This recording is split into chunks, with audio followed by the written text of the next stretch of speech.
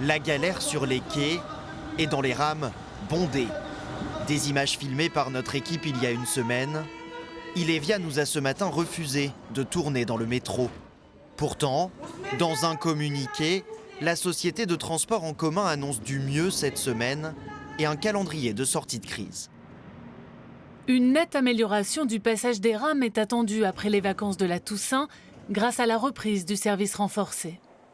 Les usagers, interrogés ce matin, semblent circonspects. Vers 8 h, c'est une horreur au niveau de l'île Flandre. Le soir, pour le retour, on doit attendre 2, 3, 4 rames avant de pouvoir rentrer. On ne le prend pas par plaisir, on le prend parce qu'on a besoin des transports en commun, parce qu'on ne prend pas la voiture, mais là, ouais, c'est compliqué. C'est pas possible d'avoir autant de retard, d'avoir autant de problèmes, alors qu'on paye tout simplement comme des personnes normales. Une pétition, signée par 1700 usagers à ce jour, réclame l'indemnisation totale des abonnements de juillet jusqu'à septembre, période durant laquelle le trafic a été fortement perturbé suite à la découverte d'amiante. Il faut rappeler quand même qu'un abonnement mensuel, sans compter la prime employeur, coûte environ 63-64 euros. Est-ce qu'une fréquence de 9 minutes sur la ligne 2 pour 65 euros, c'est convenable ? Je ne pense pas.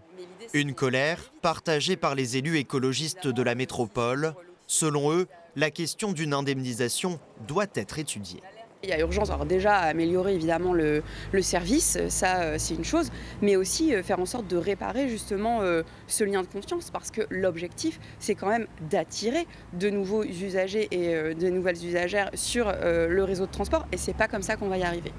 Les écologistes souhaitent auditionner le patron d'Ilevia dès que possible pour obtenir des réponses à la crise du métro lillois.